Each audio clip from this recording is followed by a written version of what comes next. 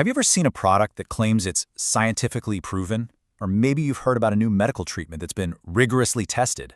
Well, you know what? That's not just some marketing buzzword. Those claims rely on one of the most powerful tools we have for finding out the truth. And today, we're going to pull back the curtain on that tool: experimental research. I mean, really think about it for a second. When something in the world changes, how can we be absolutely sure what caused it? Did that fancy new fertilizer actually make your plant grow, or was it just a really sunny week? Did that huge ad campaign really boost sales, or was it pure coincidence? Figuring that out, separating real cause from just stuff that happens at the same time, is one of the trickiest things to do. And that's exactly the problem we're going to solve today. So here's our game plan. First, we'll talk about why finding cause and effect is so important. Then we'll dissect the anatomy of an experiment. After that, we'll walk through the three-phase blueprint that researchers follow, cover the key safeguards that make the results trustworthy, and wrap up with the real-world challenges and, of course, the ethics of it all. All right, let's jump right in. The entire goal here is to get past maybe this worked and get to a confident this worked because of that. See, experimental research isn't about sitting back and just watching things happen. It's about getting to a point where you can definitively say this outcome happened precisely because we did this one specific thing. Okay, here's the official definition, but let's just focus on the two most important words in there: manipulate and observe. That's the secret sauce. A researcher isn't just a bystander. They actively go in and change something on purpose. They manipulate it, and then they carefully watch and measure what happens as a result. It's that active, hands-on approach that gives this method all its power. And this is why you'll hear people call it the gold standard. It's not just a cool phrase, it's the engine that drives evidence-based medicine. It's how we find better ways to teach our kids, it's how scientists can test really bold ideas with incredible precision, and maybe most important of all, the results can be double-checked and replicated by other researchers to make sure they're legit. So, what are the actual moving parts of an experiment? How do you build one? Well, you need a few key components. Think of it like we're opening up a detective's toolkit for finding cause and effect. First thing you need is the independent variable. This is the one and only thing the researcher is going to intentionally change or introduce. So remember our fertilizer example? The fertilizer itself, how much we use, what brand it is, that's our independent variable. It's the potential cause in our little mystery. And if the fertilizer is the cause, then what's the effect? Well, that's our dependent variable. In our garden, that would be the growth of the plant. You know, how tall it gets, how many leaves it has, how healthy it looks. We measure this because its outcome depends on what we did with the independent variable. See how the names make sense? But hang on a second. How do you really know it was the fertilizer? Maybe your plants would have grown that tall anyway. To figure that out, you need a basis for comparison. And that's where these two groups come in. The experimental group gets the treatment. They get the fertilizer. But the control group gets nothing new. They're the baseline.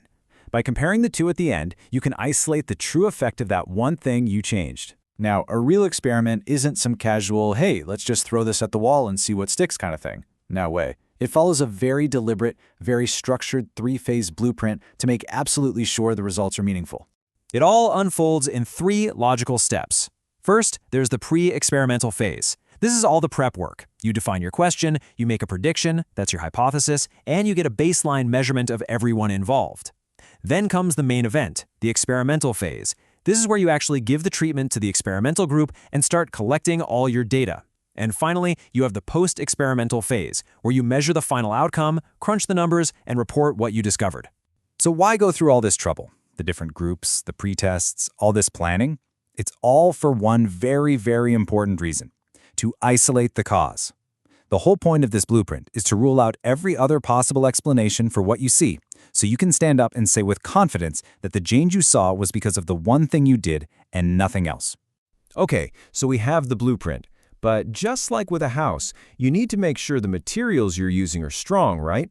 Let's look at how researchers build an experiment that's actually sturdy and trustworthy. So it turns out not all experiments are created equal. Some are more powerful than others. A pre-experimental design is kind of low rigor. It's good for just exploring an idea. Then you have quasi-experimental, which is better. You use that when you can't randomly assign people to groups, like comparing two different classrooms that are already set. But the top tier, the most powerful design of all, is the true experiment. That's the one where you have total control, especially the ability to randomly assign people to either the control or the experimental group. So how do we judge the quality of any of these designs? The one word you need to know is validity. You can basically think of validity as a study's truth score. It's the answer to the most important question of all: can we actually believe these results? And researchers look at a study's validity from 4 different angles. It's like checking the 4 corners of a foundation. Internal validity asks, is this cause and effect relationship even real? External asks, okay, great, but will this work in the real world with other people? Construct validity is a tricky one. It asks, are we even measuring the thing we think we're measuring? And finally, statistical validity asks, did we do the math right? A really solid study has to be strong on all 4 pillars. If one is weak, the whole thing could be worthless. All right, for our last section, let's talk about taking this powerful method out of the lab and into the real world, because that's where you run into some serious challenges and, most importantly, some unbreakable ethical rules. You know, the real world is messy, and researchers are only human. So how do they protect their results from getting contaminated? Well, they've come up with some pretty clever solutions. To stop their own biases from creeping in, they can use what's called a double-blind procedure, where nobody knows who got the real treatment. To cancel out all the other random stuff happening in people's lives, they use random assignment. And to make sure their findings actually matter outside the lab, they design studies that look as much like the real world as possible. But beyond all the technical challenges, there is one rule that trumps everything else: ethics. This quote right here says it all. The number one priority, always, is the well-being and the rights of the people participating in the study.